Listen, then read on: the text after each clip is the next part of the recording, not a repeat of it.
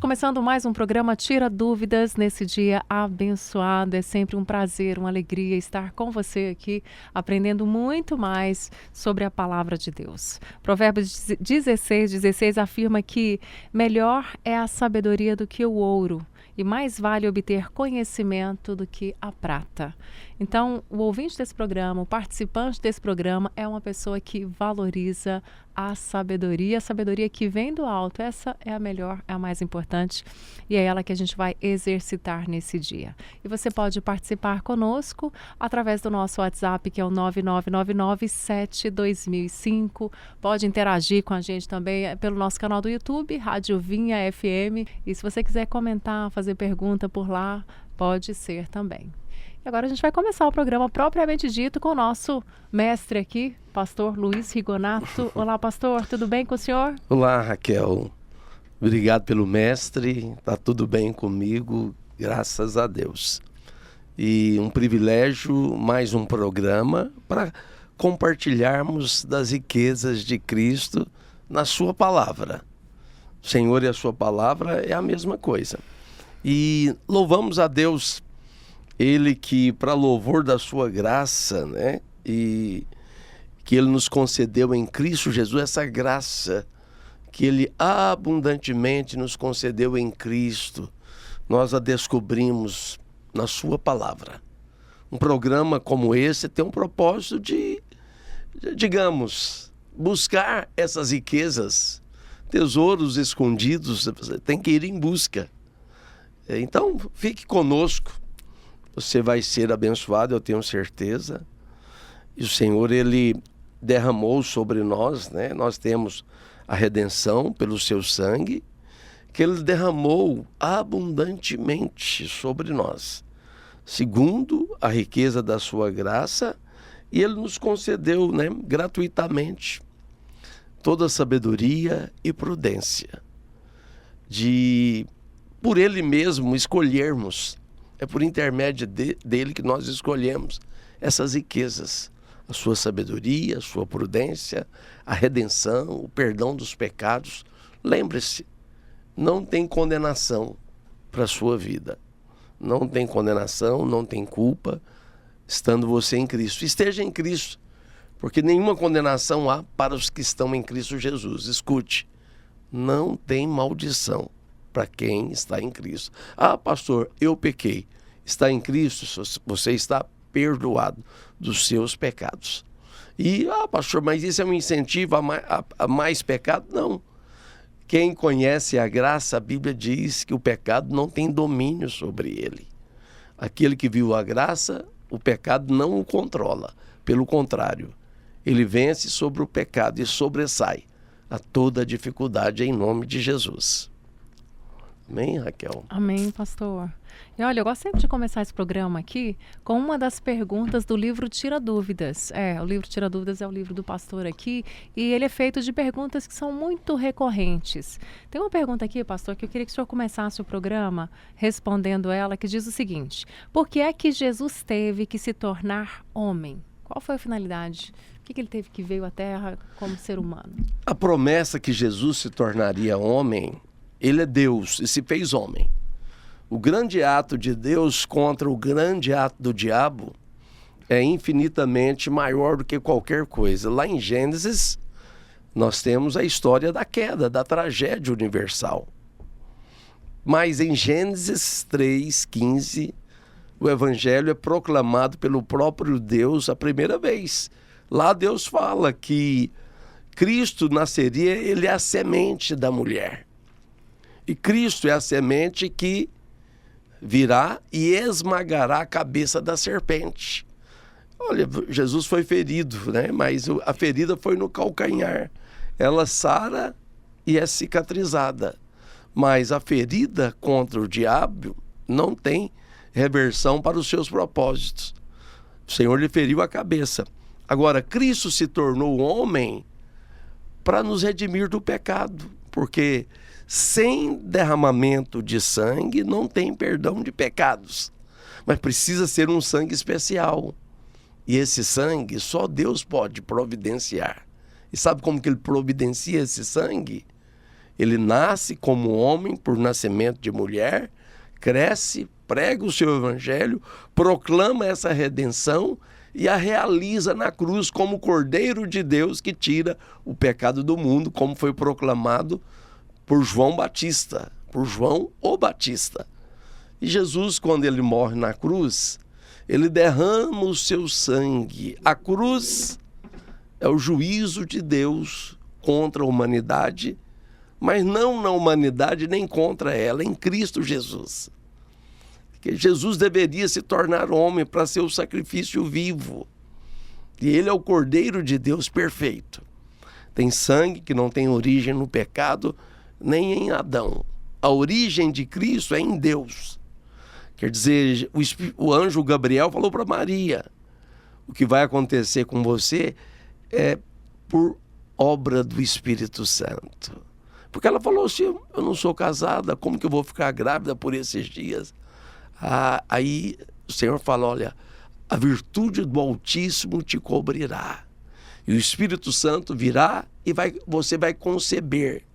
Então não tem o óvulo de Maria envolvido nessa história, nesse fato, nem o espermatozoide de José. É obra do Espírito Santo. Mas era necessário que ele nascesse por nascimento de mulher. Essa é a porta pela qual Deus entra no mundo. É uma porta legítima. O diabo não era homem nem filho do homem, mas entrou por usurpação do corpo da serpente. Jesus entrou por nascimento de mulher, se fez homem. Ele é o Deus que se fez homem, habitou entre nós. E sobre ele, o apóstolo Paulo fala de maneira magnífica, quando ele fala assim, em Colossenses, capítulo 1, versículo 13 a seguir, que diz assim: olha, ele nos libertou do império das trevas e nos transportou para o reino do Filho do seu amor, no qual temos o perdão e a remissão dos pecados. Este é a imagem do Deus invisível, o primogênito de toda a criação. Jesus é Deus, e a Bíblia diz que nele foram criadas todas as coisas, nos céus, sobre a terra, as visíveis, as invisíveis, sejam tronos, soberanias, quer principados, quer potestades. Tudo foi criado por meio dele e para ele. Jesus é antes de todas as coisas. Nele tudo subsiste. E ele se fez homem para quê? Para nos tirar da maldição, da morte, do pecado, da condenação eterna do inferno, nos tirar de uma vida de sofrimento, de destruição e nos colocar numa vida abundante. Ele disse: eu vim para que vocês tenham vida e a tenham em abundância. Esse é o propósito. Resumindo a resposta da pergunta que foi feita. Por que Jesus teve que se fazer homem? Para nos dar vida abundante. Recomendo que você a tenha. Pastor, só para complementar aqui, o óvulo de Maria não poderia contribuir assim com o corpo de Jesus, porque senão ele seria pecador? Aí ele partilharia da natureza pecaminosa? Sim, por Será? aí. É por aí? É porque as pessoas que... mas e a humanidade de Cristo? Isso, porque ele era 100% Deus tem homem. Pois é, 100% homem. Mas o homem lá no Éden foi feito do quê? Do pó eu fiquei pensando, ele foi feito do pó da terra. Então, em Maria não precisava mais ser... Deus tem uma quantia incontável, 1 bilhão de opções de formar o homem. Então não faltou criatividade para formar Cristo, a fecundação, tudo ali é um processo sobrenatural e divino. Não precisa ter o envolvimento humano na concepção. Não precisa do auxílio humano, né? Não precisa de nenhum elemento humano. Mas Deus quis usar o corpo de Maria, era necessário. Maria exerceu, ela ofereceu por locação a sua barriga, a divindade. Que privilégio. Por isso que ela é a mais bendita sobre todas as mulheres. Ela é privilegiada, ela carregou Jesus no ventre, né? Mas nós carregamos Jesus no coração. Também, bem lembrado. É um privilégio muito grande. Bem lembrado. Pastor, mudando completamente de assunto, tem a pergunta da Luana aqui. É uma pergunta inédita também. E é uma coisa que é muito corriqueira, que eu acho que é importante a gente refletir a respeito disso. Ela pergunta aqui, ó, o que o senhor acha de crentes, né, que assistem um ou mais filmes, né, do Netflix, de streams quaisquer que tenham aí, todos os dias. Esse hábito de assistir filmes todos os dias, o que o senhor acha? O senhor acha que é benéfico, que é ruim? Olha, eu vou dizer para você, Jesus falou assim, quem de mim se alimenta, por mim viverá. Você pode até se divertir, mas você tá se intoxicando de coisas que não têm valor, né? O que isso te edifica culturalmente? O que soma para a sua cultura assistir séries, filmes diariamente? Ah, é pecado? Não estou dizendo que é pecado, mas não faz bem para você e para ninguém. O que você alimenta, você fortalece. No que te edifica assistir filme da Netflix todos os dias, 1 ou 2? Olha, pastor, mas eu gosto, tá bom. Mas nem tudo que gosta é o recomendado para você. Olha que crianças gostam. Gostam de guloseimas que em nada nutrem, antes fazem muito mal para o organismo. Se deixar a criança comer o que ela gosta, vai comer todo tipo de coisa ruim para a saúde. E para a vida espiritual, essa rotina de assistir filmes, meu Deus do céu. Olha, às vezes você avalia os sonhos que você tem, né, de noite, como tem sido o seu sono. Você pode até alegar, pastor, mas não me faz mal nenhum. Você não percebe um mal grandioso e silencioso sendo causado contra você. Alimente o seu espírito. Se você fizer assim, então eu faço uma proposta para você, leia a Bíblia. Some leitura de Bíblia e oração na mesma medida que você assiste os filmes da Netflix. Tá? Se você fizer essa dosagem de medidas, você vai ver tanto que a sua vida vai mudar. E logo, logo você vai preferir a oração, a leitura da palavra, do que os filmes da Netflix. Ok. Obrigada, pastor. Olha, pergunta aqui do Lauro. O que Jesus quis dizer quando falou que tínhamos que comer a sua carne e beber o seu sangue? Aliás, esse foi um momento em que as pessoas ficaram escandalizadas ali, né? Sim, é uma proposta de, parece, canibalismo, né? Isso está registrado no Evangelho de João, capítulo 6, eu acho que a partir, é isso, a partir do versículo 48, e ele fala assim, João 6, 48, eu sou o pão da vida. Se ele é o pão da vida, você come dele e tem a vida. Ele falou, quem de mim se alimenta, por mim vive. E ele falou mais, vossos pais comeram maná no deserto e morreram. Este, apontando para ele, é o pão que desce do céu, para que todo o que dele comer não pereça. É isso que Jesus está falando. Por que nós temos que comer da sua carne e beber do seu sangue? E ele falou, eu sou o pão vivo que desceu do céu, se alguém dele comer, viverá eternamente. E ele falou assim, ainda mais, e o pão que eu darei pela vida do mundo é a minha carne. Agora chegou no ponto. Por que nós temos que comer a carne? Porque a carne dele é o pão da vida. Ou seja, é na característica de alimento.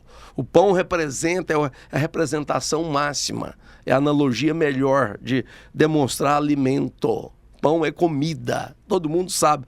Você fala de pão, acho que a boca já saliva, né? Porque todo mundo gosta de pão. Em todos os países do mundo.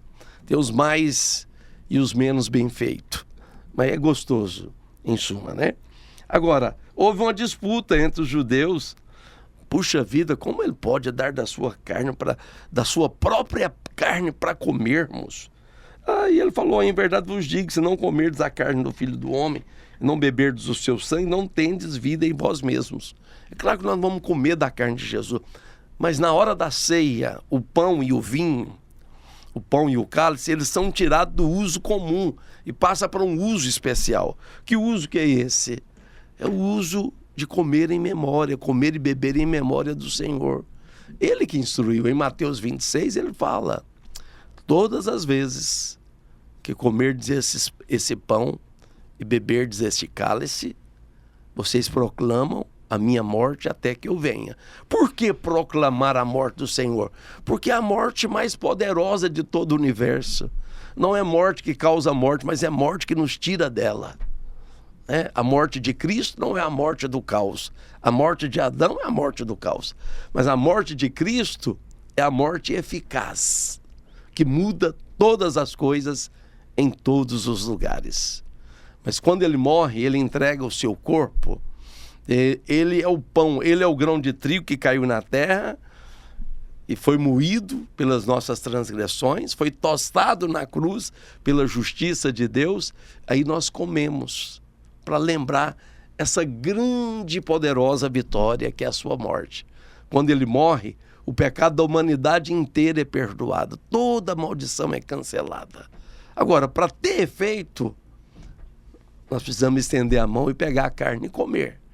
Isso é comer da carne de Jesus. E o cálice é o seu sangue, que nos redime, perdoa os nossos pecados, que nos cobre contra o maligno, que nos abençoa com toda a sorte de bênção. É o sangue que sela promessas preciosas, infalíveis da nova e eterna aliança.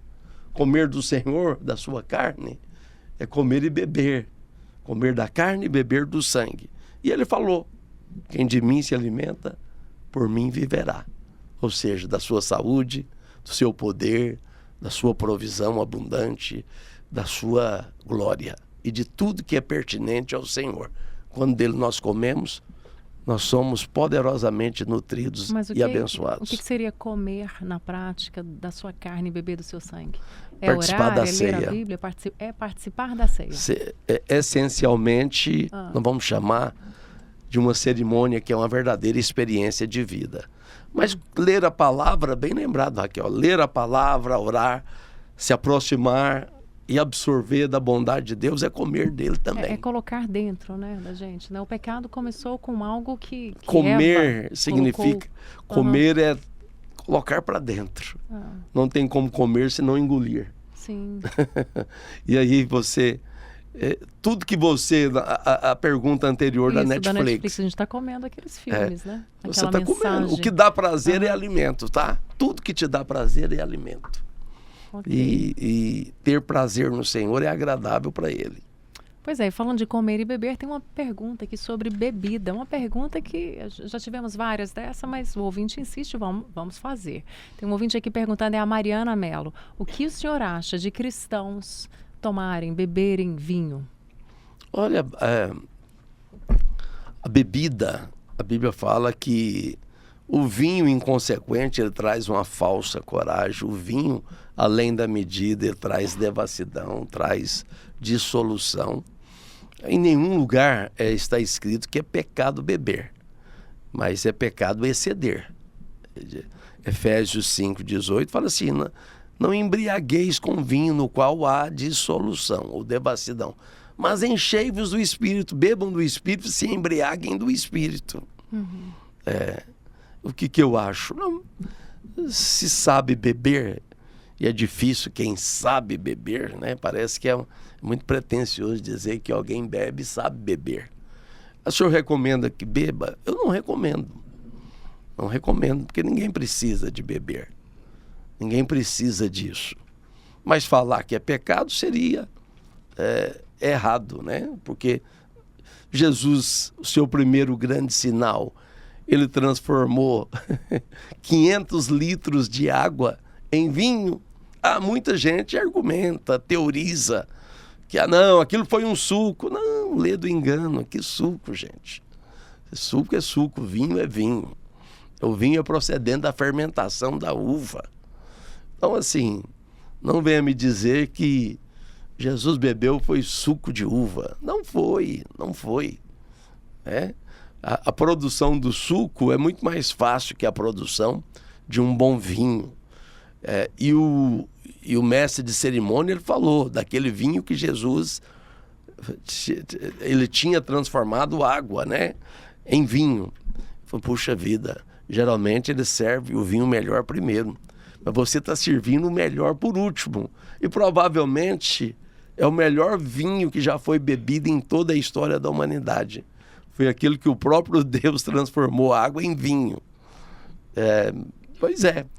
Será que daquele vinho a gente podia beber bastante? Será que aquele a gente ficaria embriagado? Não, tudo é moderadamente. Tudo é moderado. Comida é moderado, beber água tem que ser moderado, porque você pode sobrecarregar seus rins. Até água, que é 0 calorias, caloria zero, né? Não tem nenhum valor calórico.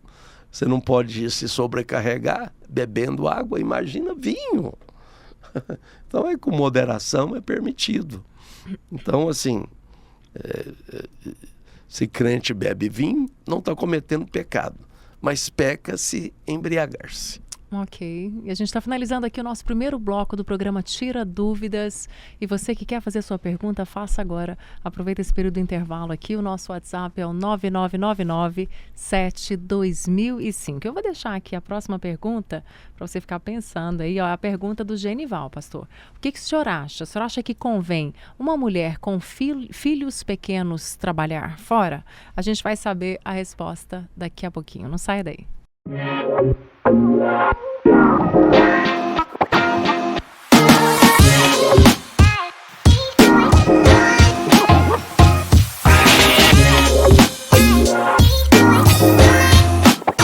Estamos de volta ao programa Tira Dúvidas, segundo bloco aqui abençoado, contando sempre com a sua participação. Você já sabe, o nosso WhatsApp é o 9999-72005. Esse é o WhatsApp para você mandar a sua pergunta agora, para enriquecer ainda mais esse programa. Pastor, eu falei aqui da pergunta do Genival, deixei no ar aqui para a galera, e ele quer saber o seguinte: o senhor acha que convém uma mulher com filhos pequenos trabalhar fora?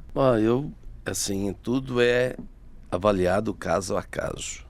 O melhor é melhor que não. É melhor que, digamos, que pelo menos que atinja a idade de 1 ano.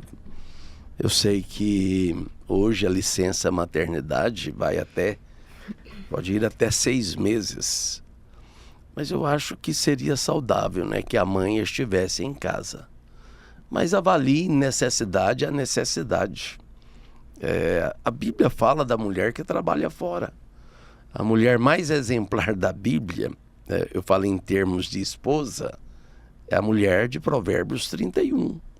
Ela falou que essa mulher, ela cinge-se de força e ela vai para o trabalho, ela percebe que o seu ganho é bom e a sua luz não se apaga de noite. Ou seja, a luz acesa à noite é para cuidar dos filhos também. Então, necessariamente, a mulher deve trabalhar. Mas se ela puder não trabalhar, é claro que é melhor. É claro que é melhor que seus filhos tenham sempre a mãe por perto. E a mãe tem o seu filho por perto também. Isso é maravilhoso quando pode ser assim. Mas não quer dizer que filhos cujas mães trabalham fora vão se perder. O meu exemplo dentro de casa, até por uma preferência da minha esposa, né? Ela ficou 6 meses com cada um e depois foi para o trabalho. Mas se eu voltasse atrás e tivesse a mesma experiência, se eu fosse recomeçar e fazer de novo, a minha preferência é que a minha esposa não tivesse trabalhado. E bem-aventurada é a mulher que tem o privilégio de criar o seu filho. Tá? Eu falo de um limite de 1 ano para aquela que precisa realmente trabalhar. Fique pelo menos 1 ano com eles em casa. Porque esse tempo não volta mais. E o privilégio de uma mãe, né, que pode cuidar dos seus filhos, oferecer os cuidados que só uma mãe prudente pode oferecer, é uma grande bênção. E há promessas sobre o exercício da paternidade. Lá em 1 Timóteo 2,15, a palavra de Deus diz que a mulher é dada uma proteção especial pela sua missão de ser mãe. Olha que coisa abençoada. Então, que se é para ser mãe, que seja para valer, que seja bem feito, né? Amém? É isso aí. Muitas mulheres querem ter filhos, mas não querem ser mães, né? Não delegue não isso podem, a né? outras Mas pessoas, né? Prefira ser mãe, prefira cuidar dos seus filhos e criá-los, tendo eles por perto. Isso é um privilégio dado por Deus. Uhum. E tem um estudo que fala da capacidade cognitiva da criança até os 2 anos. A capacidade de aprendizado é altíssima. Então, se ela tiver um acompanhamento ali, né, até o vocabulário, as imagens, assim, ser bem conduzido pela mãe, é um tempo que não volta. Eu tive o privilégio de estar com a minha mãe. Eu era daqueles garotos que completava as 500 perguntas por dia para minha mãe. Eu lembro uma vez que eu perguntei para ela se Deus tinha mulher, né? Eu não sei, era bem... Quando eu falei isso para minha mãe, eu já era um adolescente. Ela falou, mas como que você lembra disso? Como que você fez essa pergunta? Você tinha 3 anos de idade. Eu falei, pois é, eu me lembro disso. Lembro do ambiente. E glória a Deus, porque eu tive o privilégio de ter a minha mãe por perto. Até 5 anos de idade ela não trabalhava fora. Depois passou a trabalhar. Amém, amém. Eu tenho 2 filhas, né? Uma com 28 e a outra com 24 anos. E eu pude cuidar assim, integralmente, levar para a escola, levar para as atividades físicas, para a igreja. Elas trabalharam comigo, né, nas atividades. E assim, eu acho que esse foi o maior investimento da minha vida e estou colhendo frutos muito bons. Não tenho dúvida, foi mesmo.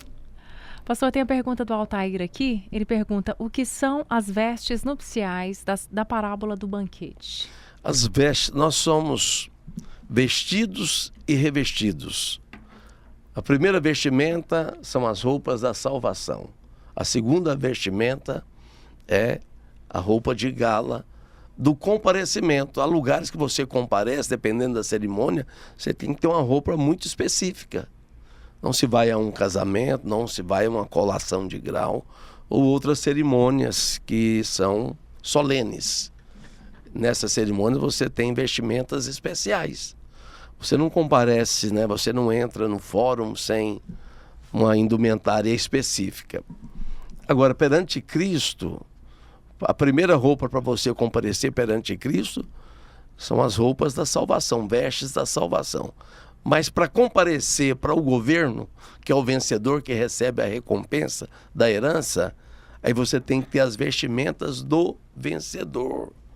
Então, de Cristo vos revestistes, é o que diz Paulo. Tem uma parábola de alguém que estava vestido inadequadamente.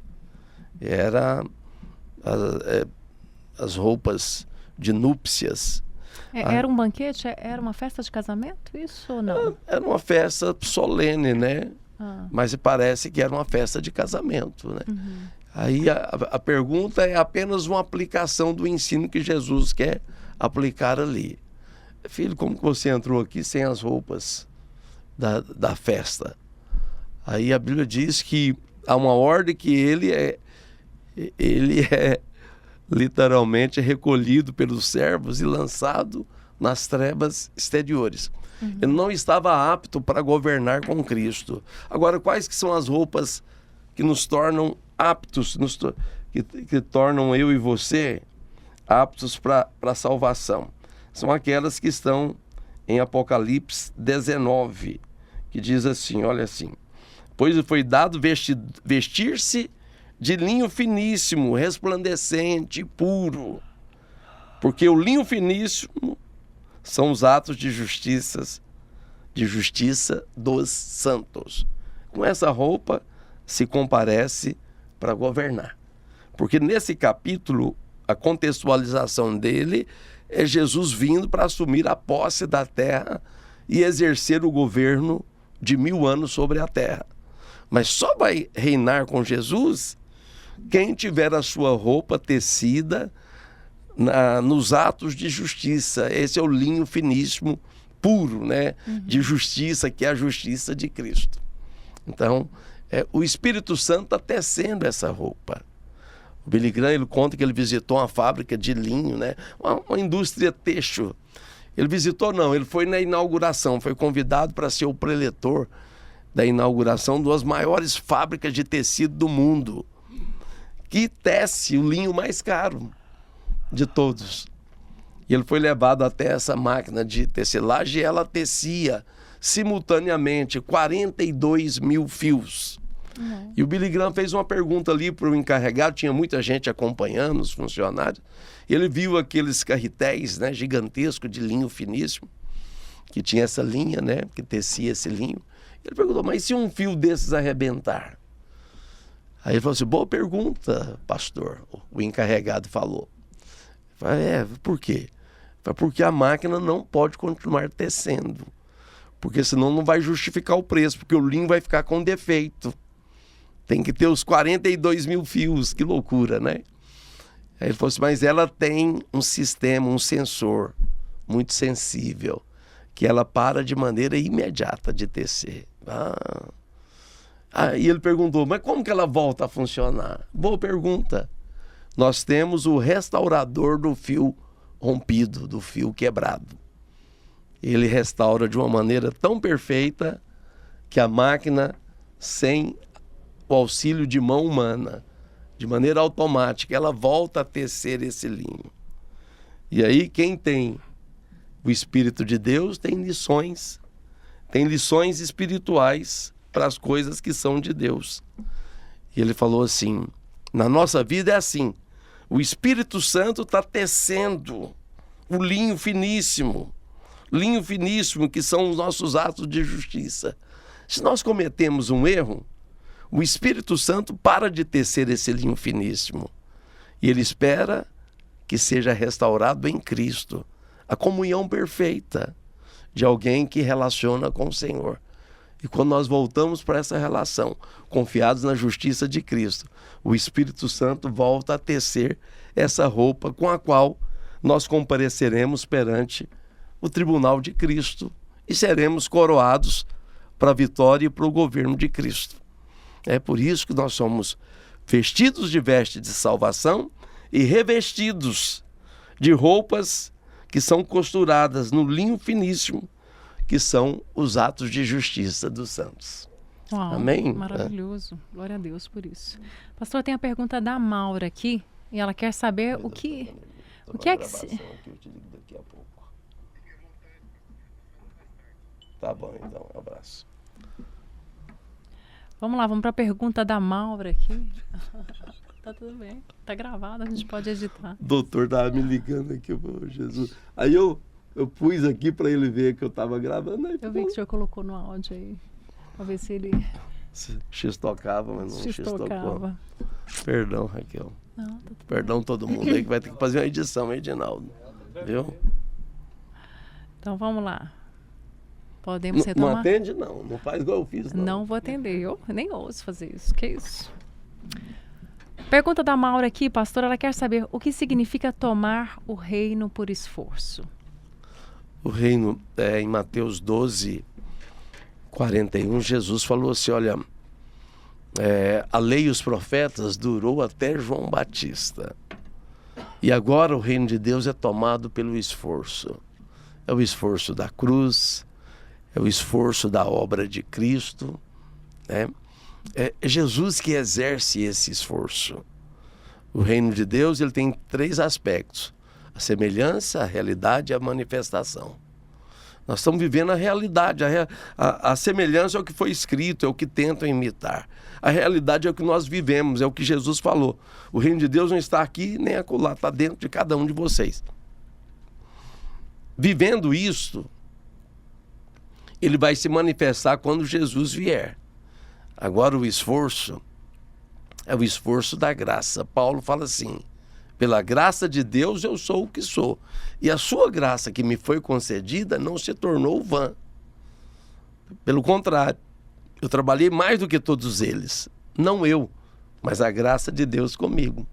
Está vendo uma medida de esforço aí? É o esforço da obra de Cristo. Efésios 2,8 fala que pela graça sois salvos mediante a fé. Isso não vem de vós, é dom de Deus. Não é de obras para que ninguém se glorie. Então não tem esforço humano, não tem obra humana. Mas aí o versículo seguinte, que é o 10, diz assim: Porque vocês são feituras de Deus, criados em Cristo Jesus para as boas obras, as quais Deus preparou de antemão, para que andássemos nelas. Quem que esforça? Sou eu ou é Deus? É a graça de Deus comigo.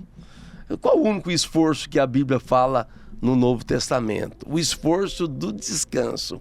Hebreus 2 fala: esforçai-vos por entrar no descanso de Deus. Porque os judeus, no Êxodo, eles se recusaram a entrar no descanso de Deus. Qual que é o descanso de Deus? Espere em Deus, confia nele e o mais ele vai fazer. Entrega o seu caminho ao Senhor, confia nele e o mais ele fará. É o esforço da fé. O esforço que é legítimo é o esforço da confiança, da segurança de que Deus é poderoso para fazer infinitamente mais. Amém? Amém. Espero que tenha sido claro. Pastor, e para fechar aqui o nosso programa, uma pergunta importante também, uma pergunta muito filosófica, profunda, é a da Dora Nunes. Ela quer saber qual é a importância do sofrimento. O sofrimento, ele tem importância se ele está à luz da palavra de Deus. Por exemplo, Paulo fala em Romanos capítulo 5, versículo 3, onde diz assim: também nos gloriamos nas próprias tribulações. Então, se você quer entender e traduzir sofrimento por tribulações, cabe essa versão. E ele fala assim: nos gloriamos nas próprias tribulações, sabendo que elas produzem em nós perseverança. Sem tribulação não tem perseverança. E a perseverança produz experiência. E a experiência, esperança. Então, dessa maneira, o sofrimento ele é útil para Deus, para tratar com a nossa natureza e produzir só aquilo que vem de Deus, e só pode ser produzido por tribulações. Nós nos gloriamos nas próprias tribulações, porque virtudes divinas e eternas são produzidas, a ponto de o Espírito Santo ser derramado em nossos corações, pelo Espírito Santo que nos é outorgado, nos é dado de maneira permanente. Esse é o propósito do sofrimento. Mas leve o seu sofrimento aos pés da cruz. Não use o seu... Ele não é importante quando você usa ele para lamber feridas, para reclamar, para murmurar. A reclamação louva o diabo, mas a gratidão atrai o poder de Deus. Se você sofre e o sofrimento é convergido em gratidão e ações de graças, você atrai o favor de Deus sobre a sua vida. Amém? Né? E a Bíblia, inclusive, nos fala para termos gozo ao passar por aflição. É mais ou menos isso que fala em Filipenses? É exatamente isso. É Romanos capítulo 5, a partir do versículo 3. Então, o sofrimento produz experiência, esperança, perseverança, experiência e esperança. São coisas e virtudes que Deus não tem como produzir a não ser por esse meio. Mas será que Deus está de brincadeira? De maneira nenhuma. Sem quebrantamento não tem óleo. Jesus foi moído no Getsêmani. Getsêmani quer dizer lugar de prensa, onde ele foi moído pelas nossas transgressões. E prensa de quê? De azeitonas, da oliveira, para que produzisse o óleo. Se o seu sofrimento é recebido com ações de graça, ele vai produzir algo muito valioso. Primeiro é o ouro da glória de Deus na sua vida. Em segundo lugar, o óleo da unção. E essa unção que quebra todo o jugo do diabo. E você transforma sofrimento em glória para você, em primeiro lugar para Deus, né? E depois para você. Se tem glória para Deus, infalivelmente terá para você. Ok. Amém? Maravilha, finalizando mais um programa Tira Dúvidas. Obrigada aí pela sua participação, pelas perguntas, pelas interações. E se você gosta desse programa, segue lá, Luiz com Z Rigonato, é o Instagram do pastor. Tem muitas respostas assim maravilhosas, tem testemunhos incríveis que pode te edificar bastante. E o meu também, Raquel de Lima Oficial. Agora chegou o momento da oração. Se você puder parar um pouquinho, onde você está aí no carro, em casa, Pastor Luiz Rigonato vai ministrar uma oração sobre a sua vida. Amém, Pai. Nós te damos graças pela sua palavra, te damos graças pelo seu poder, pela sua unção, pela sua vida, pela sua bondade. Obrigado pelas riquezas da sua palavra. Amém. Obrigado por esse tesouro, Senhor. Bem-aventurado é aquele que busca esse tesouro diariamente. Bem-aventurado é aquele que medita nela dia e noite e faz tudo conforme nela está escrito, pela direção e poder do Espírito Santo. O Espírito Santo que nos foi dado, ele nos guia em toda a verdade da sua palavra. Obrigado, Senhor. Eu envio uma palavra de cura para os enfermos, envio uma palavra de provisão para aqueles que estão em escassez, estão em dívidas. Abençoa, Pai. Restaura o que está destruído, Pai. Gera esperança para aquele que não tem esperança. O Senhor é bom, a sua misericórdia se renova a cada manhã. O Senhor é bom, suas misericórdias não têm fim. Enfim, elas são a causa de não sermos consumidos. No nome de Jesus eu profetizo que aqueles que oram comigo agora, eles recebem da abundância da graça. Eles vivem a vida abundante prometida por Cristo em sua palavra. Abençoa com toda a sorte de bênçãos aqueles que confiam no Senhor, porque o Senhor não só nega favor para aquele que é justo em Cristo. O Senhor não nega, o Senhor não diz não ao pedido que é feito ao Senhor. E o Senhor responde à oração daquele que pelo sangue de Jesus se aproxima dos céus e da glória do trono. E é assim que nos aproximamos em o nome de Jesus, pelo sangue do Cordeiro que foi derramado na cruz para a remissão dos nossos pecados. Em nome de Jesus. Amém e amém.